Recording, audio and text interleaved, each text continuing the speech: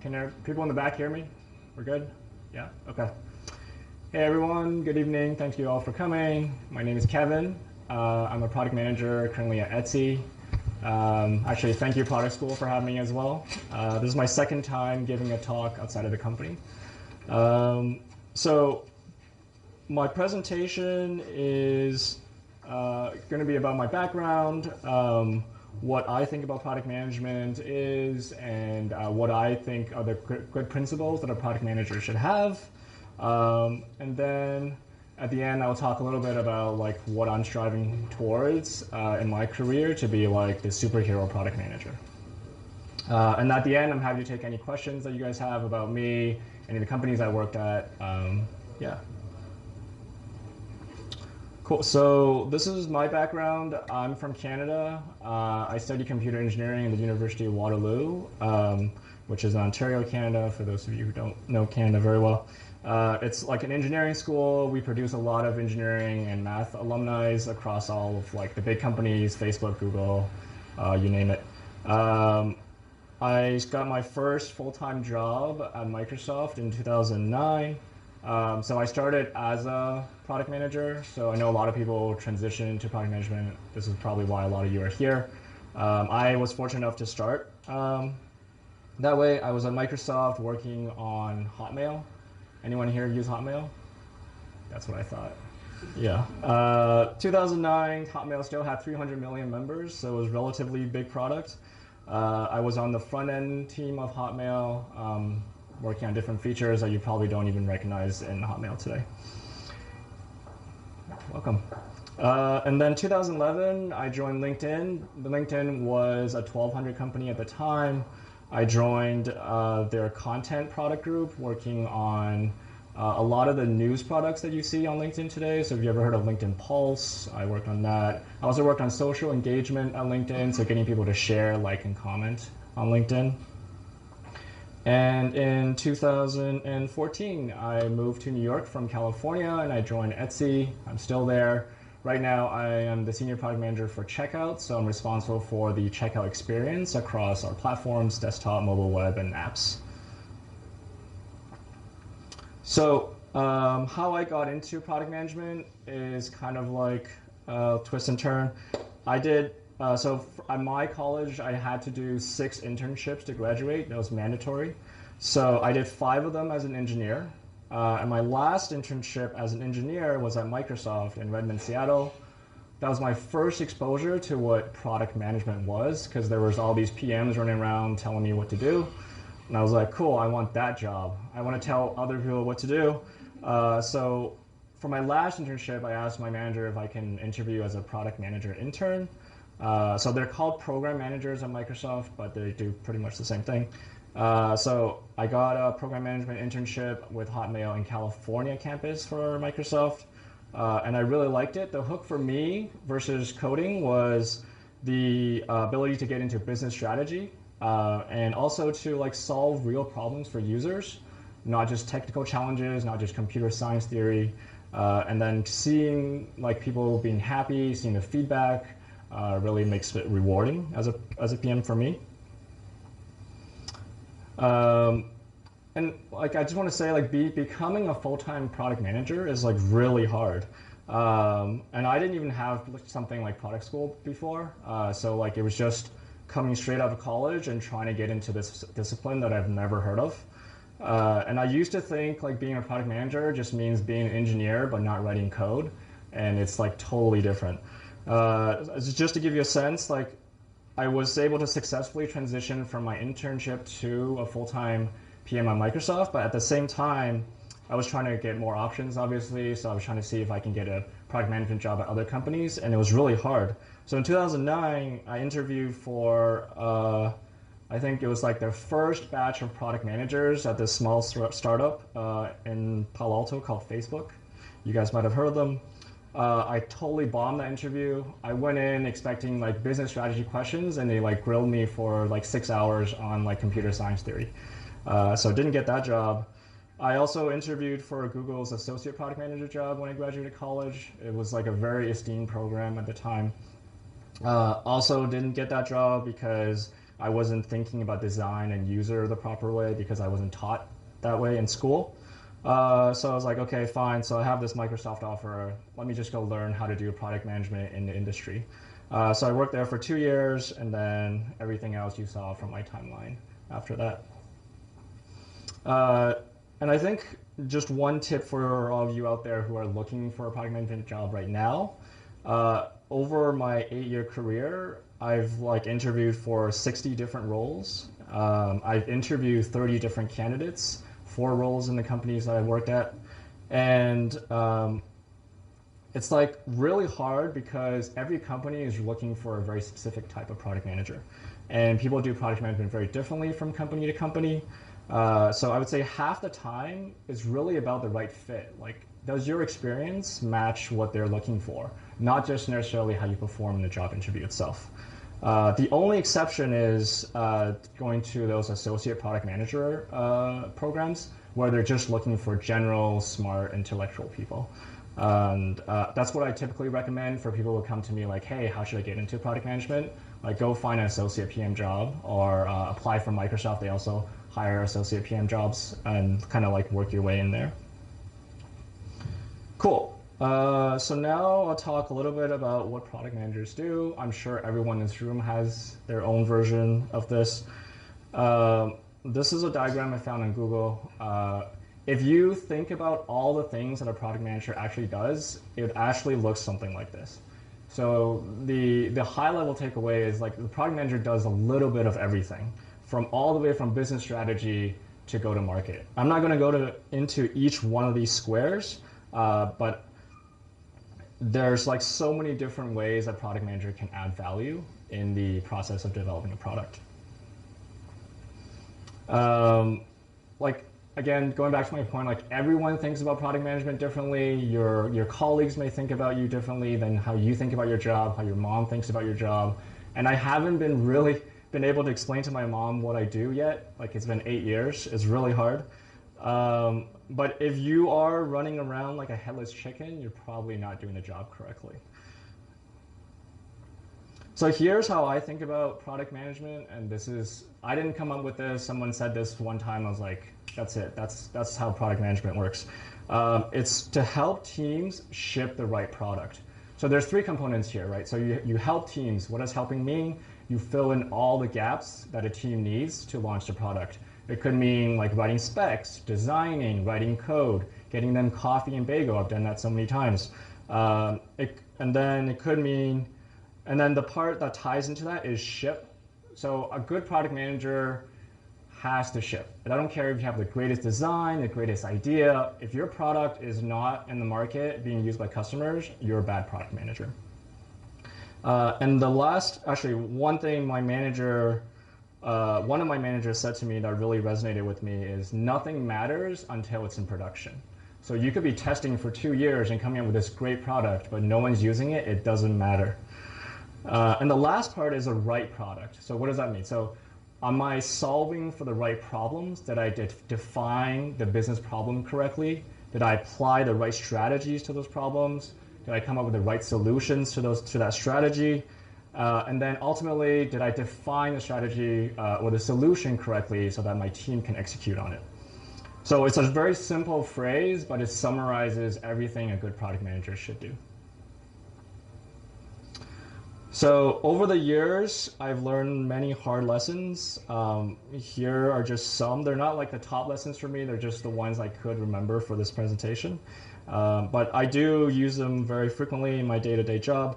So the first one is about focus. When you start off as an associate product manager at LinkedIn, the first thing they do is to try to overload you with work because they want to teach you, they want you to learn through trial by fire on how to focus and prioritize. Because if a product manager can't focus, then their team can't focus. And as a PM, you always have a million things to do, right? Like I said before, you're doing anything possible to help the team out. So anything is a huge space. You could be writing data queries, you could be writing specs, you could be meeting with stakeholders, you could even be doing competitive analysis, right? So how do you choose what's the thing to do at this time? That's really important. And then setting a goal for both yourself and your team. For me, I typically like to set the same goal so that I know exactly and directly how the work I do contributes to the team's overall mission. And the focus or prioritization framework I like to use is really simple, right? It's a 2x2 matrix. If any of you I've worked in consulting, you probably have seen something similar. It's really just about what things are important and what things are urgent and doing the intersection of those two, right? The time that you don't want to spend time in the bottom right matrix, which is not important, not urgent. You're literally wasting your time. So I typically spend 60% of my time, or I try really hard to, in the top left matrix, right? So these are things that need to be done and they need to be done fast. And as you get into the job, you're gonna realize that no matter how hard you prioritize, there's always never enough people to help you do the things you need to do. So I've worked on companies all the way from 200 people to 90,000 people, and never have I ran into a situation where I'm like, hey, I have too many engineers. Let me get rid of some. I'm always asking for more engineers, more designers, more research, because once you have a bigger team, your scope as a product manager also increases. So instead of doing one project at a time, you're doing 3 projects at a time, 5 projects at a time. So even after you prioritize, you have your team, you have everyone signed properly, you still have to beg, borrow, and maybe even outsource some of the work that you need to do as a team. So I've outsourced user research, I've hired third-party designers, I've done design myself. Oh, again, think about yourself as a resource for the team as well. You can write code, you can design, you can write specs. So another thing I've learned over the years is about staying positive. That's really what keeps you sane on the job. So when I've launched my first product at LinkedIn, my team and I were really excited. We got onto TechCrunch and a bunch of other news sites basically did an interview with us about our product. And then after launch, we actually didn't see a lot of visitors. So it was launch and then nobody came. So I became really depressed. And then my team saw that and they told my manager, and my manager pulled me aside and said, hey, this is super normal for a product manager to launch something and not work right away. And actually anything can happen every day, can go wrong. You shouldn't let anything, any particular issue weigh you down, because the way you act and feel is gonna spread onto the team, and that's how they're gonna act and feel. And actually, when I read books, there's actually psychological research that backs this up. It's called emotional contagion. So as a leader, your emotions is contagious to your team. So if you're happy, your team's going to be happy. If you're sad, your team is going to be sad. Another thing I learned that's very tangential to this is don't hide problems from your team. So if you know of a problem but you think it's going to make the team sad or upset, don't hide it from them. I've done that, and I've done being super transparent. I've always found being transparent helps, because your team can actually help you solve that problem. And they might not react the way you think they would.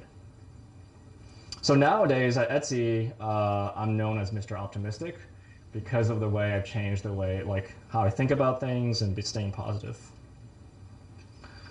So reflection, I think, is really important for a product manager, just because there's not a defined discipline, so you're always learning on the job. And then because you rarely have a day where everything goes smoothly, you do have to reflect on both the good and bad so you can apply it next time. And really, you're never really solving the same problem twice. You're always solving a variation of a problem you've solved before, or a brand new problem. What I do is, have you guys heard of A/B testing? Yeah. So what I do is I actually apply A/B testing to my work life as well. So I would try to do something one way, see if it works, and then try something another way and see how that works, and then pick the best way next time. And then I think that reflection plus A/B testing throughout your job really helps you build a skill set and knowledge base that you need to grow your career. Cool. I'm a big fan of House of Cards. Anyone here watch House of Cards? Yeah. So other than this pure entertainment, I actually learned a lot of leadership and decision-making lessons from House of Cards. Obviously, like don't go out and kill people on your way to the top. But the one thing I learned that even the president, like the most powerful leader in the world, can't make decisions, right? You're seeing this today with all the executive orders and the court battles back and forth. Like even the president has to drive consensus with the Senate, with the Congress, with their staff. So that really applies to product management, right? As a PM, you really have no power. No one reports to you. You can't fire anybody. You can't like take away people's pay. Your only way of convincing people to do stuff for you is through influence. So when you're making, and especially when you're making important decisions about product, everyone around you is going to have an opinion because your decisions affect their day-to-day work. So your job is to really bring everyone together who disagree into the same room and have them leave the room going in the same direction. Networking, I think, is really important. I know you guys coming here probably know the value of professional networking outside of work. I want to talk about the professional networking within a company. So this really applies to like large companies, not small startups, where I usually spend like a good month and a half or 2 months when I first take on a job to really know the people in the company and to meet interesting people. So what I do is I go through the staff directory and I find people with interesting backgrounds. I look them up on LinkedIn, see where they've worked before, and I send a note like, hey, I'm new here. Can you show me the ropes? Let's grab coffee, let's grab lunch. And what I found that where that really adds value is that the next time you need to work with someone, it's not the first time you're meeting them. And that makes it really easy to work with them. If the conversation goes really well the first time, I actually turn it into a recurring meeting. So now we're meeting regularly, we're sharing insights, we're talking about the company, talking about industry. That just helps me open my perspective as well as a product manager. Because as a PM, you're working with every function in the company. I've worked with marketing, PR, operations, customer support, legal, finance, you name it, business development. So you really have to know all the different functions and know people in those functions. And also, it's like a great way to identify both mentors and mentees. So I really value mentorship. So I'm always looking for someone who has gone down the career path that I want to go and ask them, like, how did you get there? Or what do you think I should do at this stage in my life? So that's a great way to identify mentors as well. Cool. Great product leaders. When I think about great product leaders, I think about them telling a story. So just think about Steve Jobs. Obviously, that's like the pinnacle of a great storyteller. But there's many great storytellers in every company I've worked at, and those people are usually at the top of the company. And the storytelling doesn't have to be like in front of a presentation like this. It could be in a meeting, it could be in a one-on-one session, it could be over email. And the goal is to just use stories to convince people about what you're trying to do and what you're trying to make them do. And for me, like, there's a story is always like the beginning, which is the problem, the middle, like what are the opportunities, what are the different solution options, and then like the turning point, which is like, here's my recommendation, let's go do this. And for me, like, I like to use the same story multiple times on different people. So again, going back to my point about A/B testing, that's how you really hone your story. So if I'm building a vision of like this new product I'm trying to launch and it's not really crystallized yet, I usually go talk to many different people from different functions and be like, hey, here's my version of the story. What do you think about this? Does it make you excited to work on it? Get feedback to my story, go to the next person, and so forth. So really leveraging that to influence people. The last one is really about having difficult conversations. So early on in my career, I like avoided conversations, like difficult conversations like a plague. Like I just didn't want to have that confrontational meeting with someone. And actually what I've noticed is a lot of people I work with do this because it's really hard to go into a room with someone and say, hey, I don't like what you're doing or what you did really suck, right? People like to give positive feedback. People like to see each other smile and be happy. What I found is having difficult conversations really accelerate your progress as a product manager in getting things done. One of the things one of my managers told me was if you're talking to someone and you feel awkward, you're having the right conversation. And I've tried to apply that framework to basically every conversation I've had. Like one of the lessons I learned about not having these difficult conversations is I used to work with the engineering manager at LinkedIn. I really didn't think he was doing a good job. He was like slowing my team down. He was slowing me down. But every time we had one-on-ones, I would just be like, yeah, you're doing a good job. No feedback. And like after that, I was like, okay, now I'm just gonna be straightforward and give direct feedback. Like, hey, I think you can improve in this area, or I noticed you did this. Can you do this differently? And so far, haven't had like a really bad scenario. Like I always picture I would go into the room, we get into a shouting match, and then like we storm out. Like I never happened. So people, surprisingly, people take it much better than you think they would. And inversely, I'm like very open to feedback as well. I generally ask for a 360 peer feedback every 4 months. I ask people to give me feedback on a regular basis. I have one-on-ones with everyone I work with to keep that channel open for feedback. Cool. So I've talked a lot about the product management experience that I've had. There's like this vision of a superhero product manager that I'm working towards. And the way I describe that superhero product manager, or someone has described to me in the past, is a great PM is a 5-tool player. So this description came from Jeff Weiner, who is a CEO of LinkedIn. So I was in a meeting with him once, and this is how he said he likes his executives and product managers. And the term he uses comes from baseball.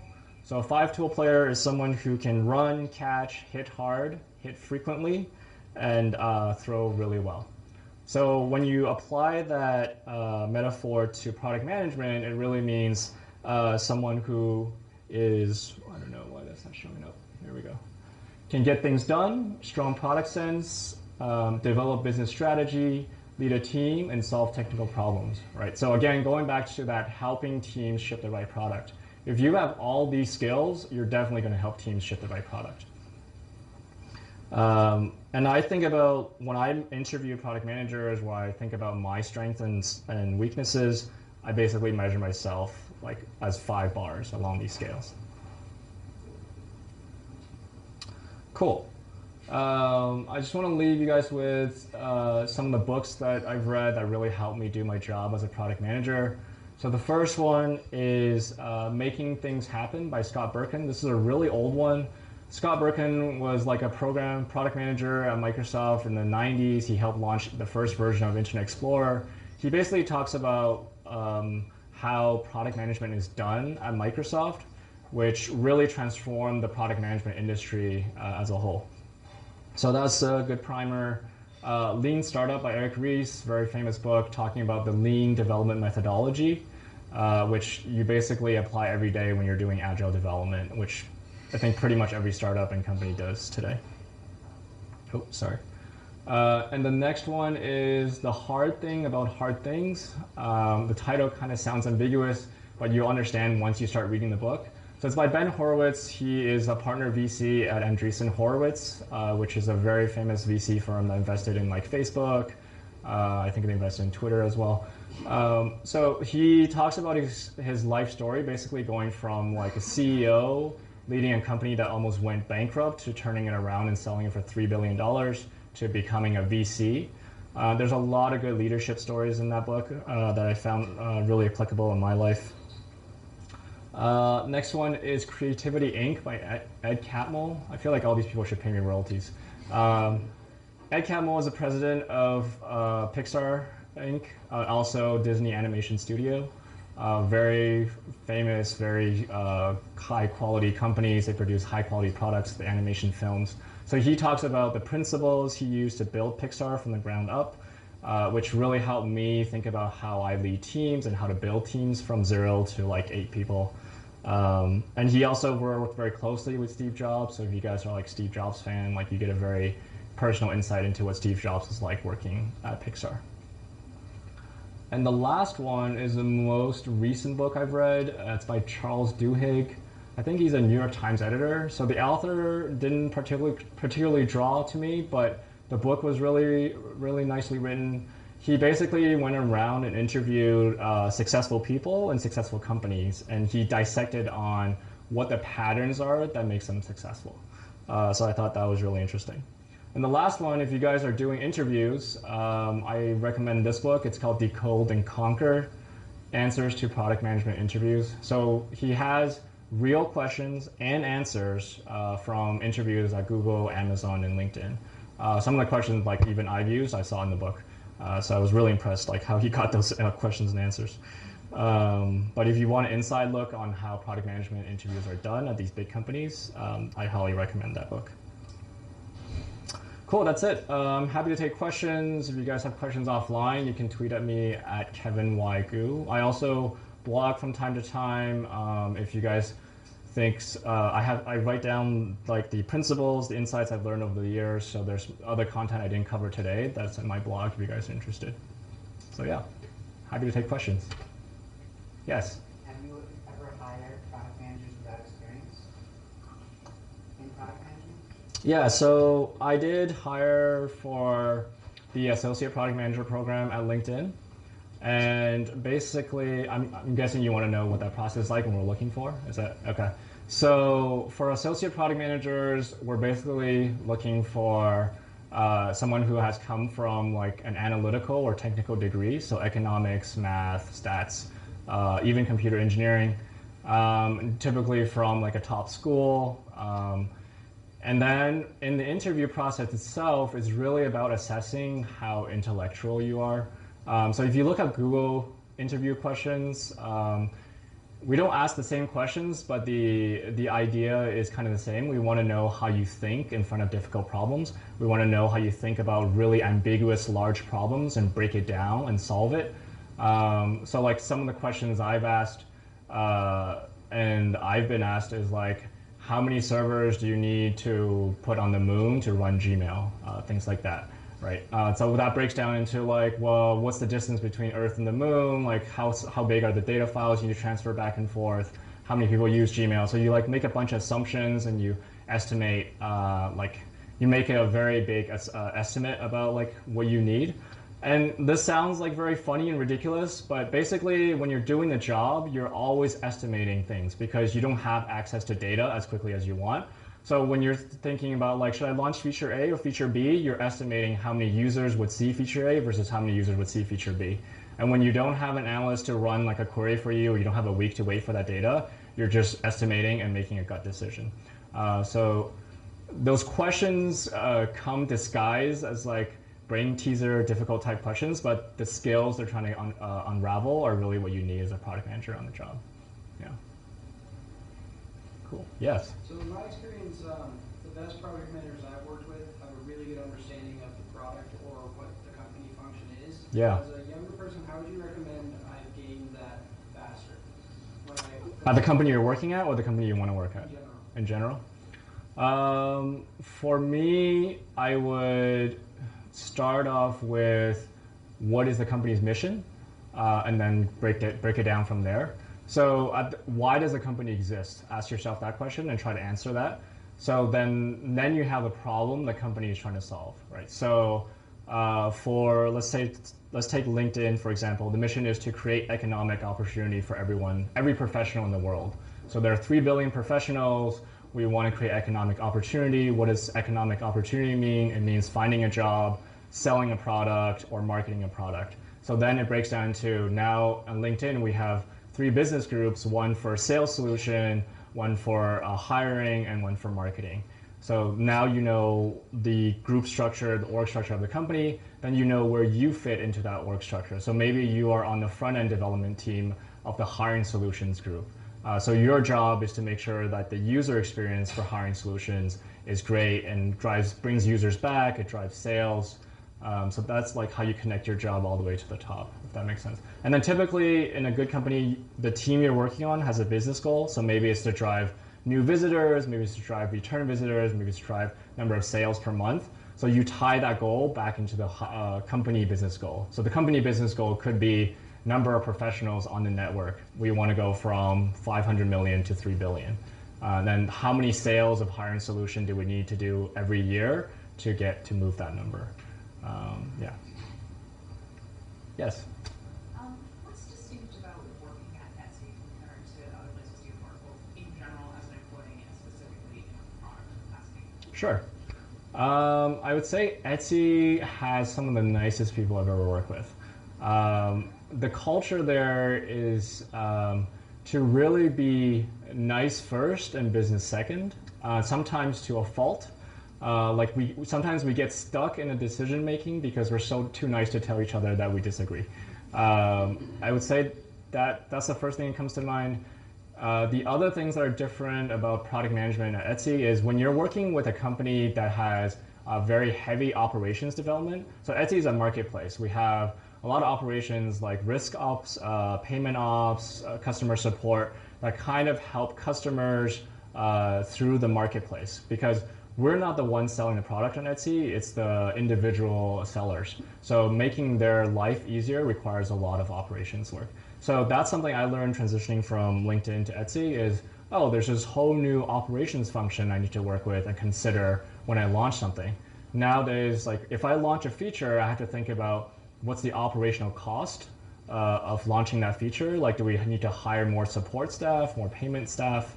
Also, like they have a really good understanding because they work closely with the customers on like what they would think if we launch this feature. So I get a lot of feedback in the design ideation phase about, hey, would sellers get upset about this feature? Did we promise something and then took it away? That's kind of like the biggest difference I've seen. Yeah. Yes, in the back. I guess you and then you. Yeah. Yeah. So, when you said that it's not possible to create a product line to go on this, you're applying for an EMEA position. I've heard that a lot of times there's a transition from a business analyst role to a product management role. Could you care to elaborate on that and what kind of skills do you have? Yeah, totally. Sorry, I didn't say not possible. I just said it's very difficult. Yeah. So I've seen product managers transition from every discipline you can think of. Marketing, sales, analyst, engineering, even QA. So I think they're really leveraging the strength of your current discipline to your advantage. So like going back to the point of what I said, product manager has to do everything. Now you're a candidate that's really good at scale A, right? So you have to sell that when you're trying to apply for a product management job. And then talk about like what side projects, volunteering experiences, or your interests are in growing scales like B, C, D, E, whatever. That's how I would approach it. So when I was getting into product management, I was basically saying, hey, I'm really technically strong because I study computer science. I can have very in-depth conversations with engineers. So like execution is my strength. And then I want to learn about strategy. I want to learn about user design. And kind of take that approach. Yeah. Sorry, she had a question. So Yeah. you mentioned a little bit about culture earlier. Yeah. We know that from company to company, product managers can look and act really differently. And then beyond that, having to operate within a different company culture as well. During the interview process, do you have any tips or strategies to suss out, A, like what your role will look like exactly, and then beyond that, what type of culture you'll be working within? Yeah. I do specifically for product managers, if that's what you're asking. Yeah. So as a product manager, I'll tell you what I'm looking for in a role. Like I want a company that's fast-paced, that's growing, and I want a company that allows product managers to operate very independently. So I don't want a head of product or a CEO looking over my back and challenging every decision I make. So that's like one of the questions. That's something I really try to suss out in the interview is like, tell me about your last product that you've launched, who made what decisions, and like what was the process like. So if like a head of product or CEO tells me like, oh yeah, I basically told this team to build this and they built that, I'm like definitely not working there. I like companies where the CEO or the head of products really sets like a business goal, like we want to drive new visitors. You go figure out how to do that.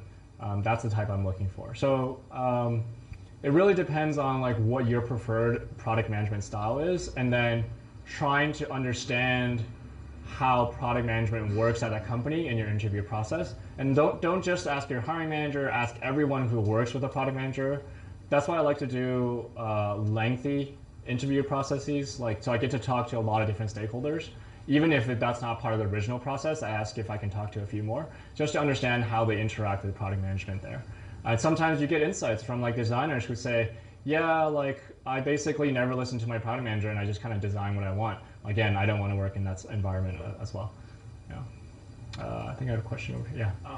How often do you see people transitioning internally towards project management, and like, what do you think about that path in general? Yeah. So you mentioned project management. That's actually okay. I was going to say there's actually a separate discipline. For product management, I would say depends on the company. So at a large company at Microsoft, where they're always hiring for product managers, it's very easy. I've seen someone do like the full cycle, which is going from product manager to engineer to QA and back to product manager at Microsoft. So like Microsoft, the transition is very fluid. I think the longer you work in a company, the more leverage you have towards that transition. I would say at LinkedIn, at Etsy, so the smaller the company, the more difficult it is transition. So at LinkedIn, I've seen a handful transition from other disciplines, and at Etsy, I've seen like 2. So it really depends on like how many project managers the company needs. Yeah. Do you have experience dealing with remote teams and the challenges maybe it's with team? Yeah. So I've never worked with full-time with a remote team. Like I know some of you probably have jobs that work with teams in India or in China. I've never had to do that. I've had to partner on products with teams in Japan, between New York and SF, for example. And there, I think, also like when I was working at Microsoft, I was in California, but the head campus was in Redmond. So there, I think the lesson I've learned along the way is just keeping the communication channel open and frequent. So over email is good. I think what I found is like direct messaging, like Slack, doesn't work as well when you're like far away. So what I do is, when I was Microsoft, we used to do like a monthly trip to Redmond to get some FaceTime. I think regular status emails are good, recurring meetings are good. Also, it really helps if you have an ally at the remote location. So if you're somehow able to become friends with someone on the team you're working with in a remote location because you guys went to a happy hour last month, or like you guys did this team building event, that really helps. So sometimes when you're trying to find the person you're looking for and not being responsive, go through your ally. Yeah, that really helps. Yeah, back there. So 2 questions for me. The first one is, Yeah. between the companies that you've worked in, what tools have been most useful in assessing the success of the products you've launched? And my second question is, during your transitions, what strategies have you employed that you found useful in learning about the products or the systems that you're going to be working on? Okay, sure. So tools that I found that made me successful, is that the first question? To be honest, nothing really.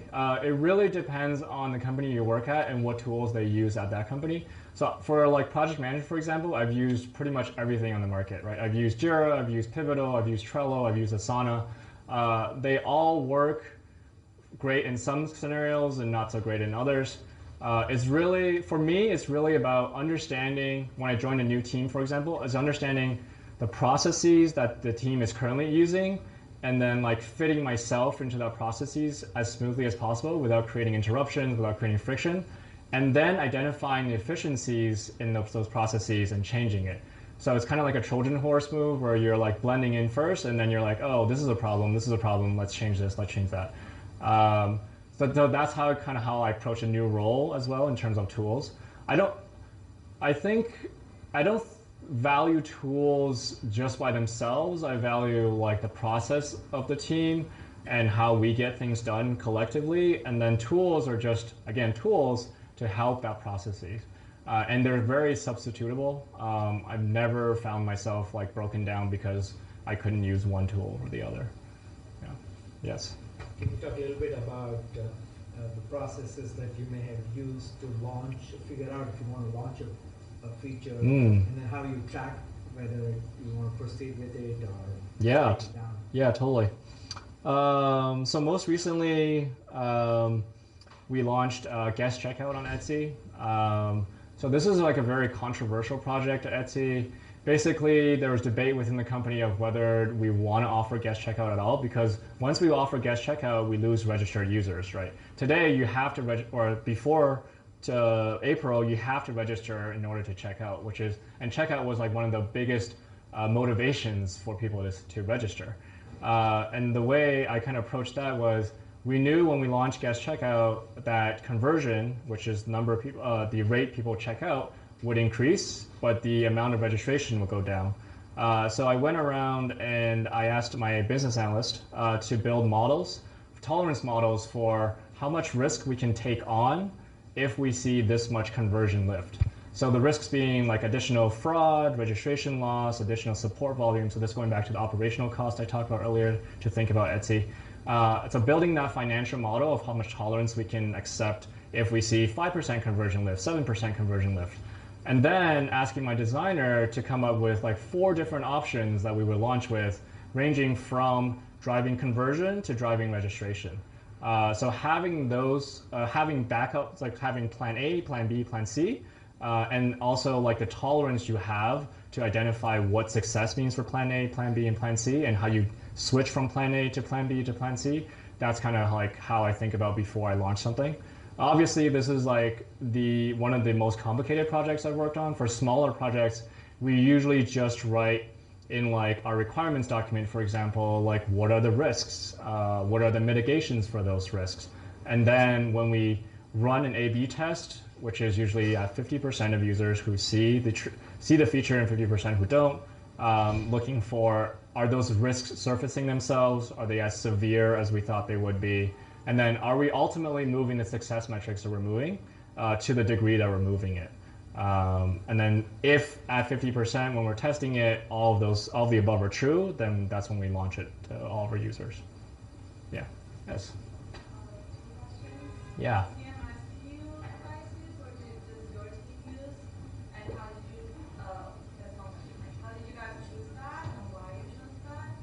CMS, did you say? Yeah. Okay.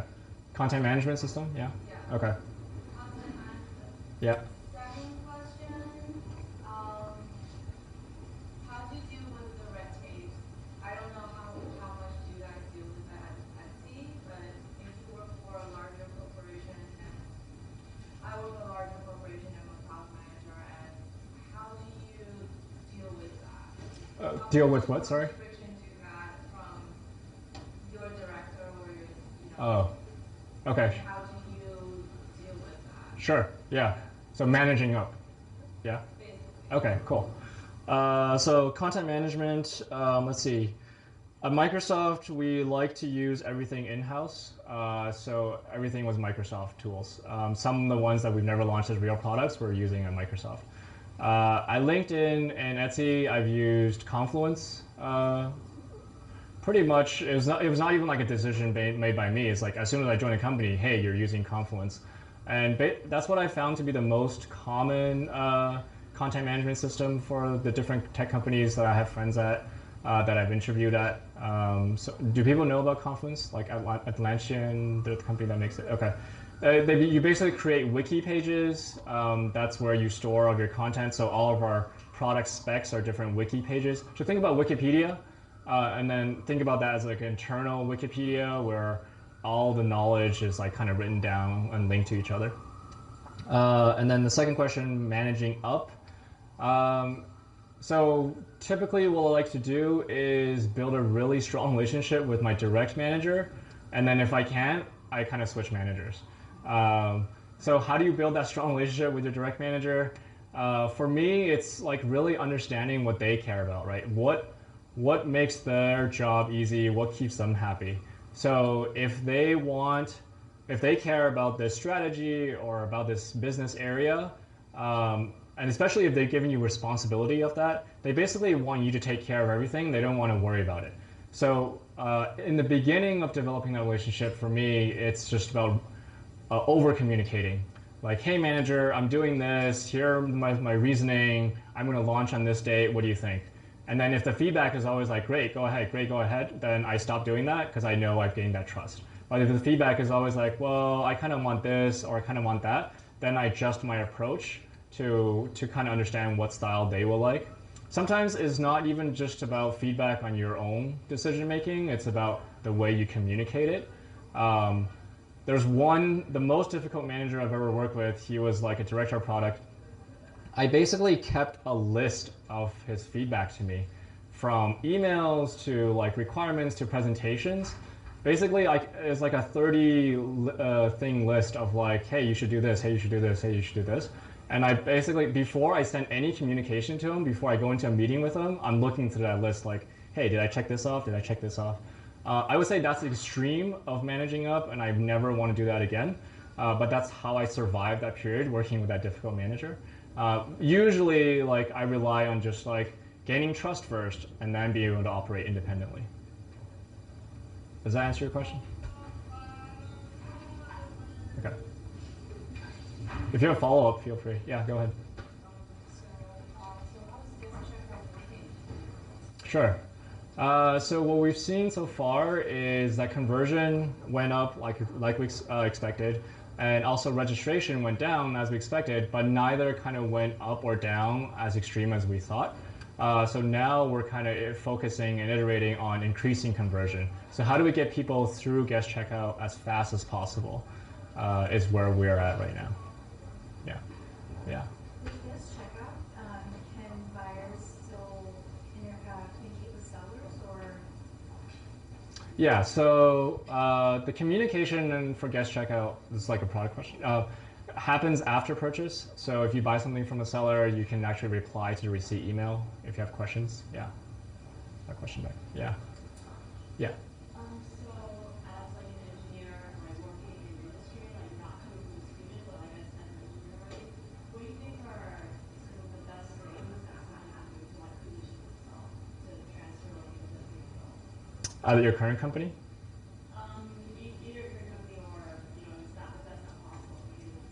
But Mm. like you're an engineer, like you're assigned engineering tasks, but how can you, I guess, maybe after reflecting on the company, shape your experience to be like, hey, I did some stuff, or I finished up stuff. Cool. I would say first come to product school. No, I would say, again, going back to what kind of my answer earlier is like thinking about how your strength really apply to product management. So if you're an engineer right now, try to ask for more product decision responsibility from your product manager. So say, hey, you don't have to write that spec in super detail. Let me figure these things out. So then you can, in an interview, you can talk about, these are the product decisions I've made as an engineer. I would say as an engineer, you actually have the best advantage because you can showcase your product thinking by building something.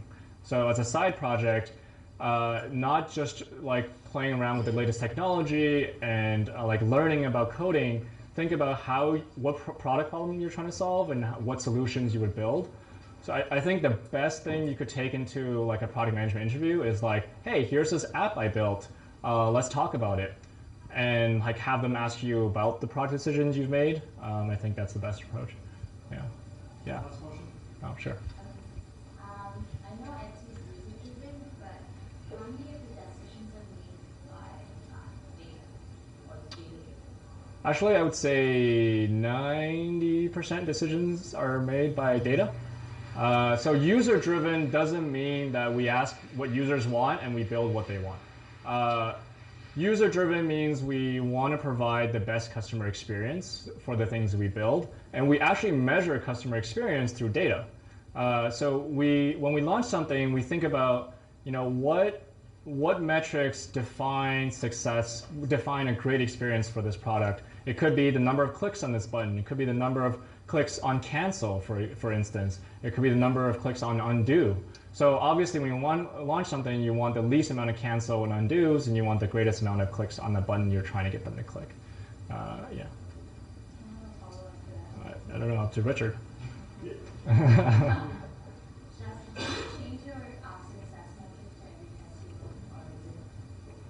Yeah, so we typically prioritize everything against one business metric per quarter. So that's how we prioritize our backlog.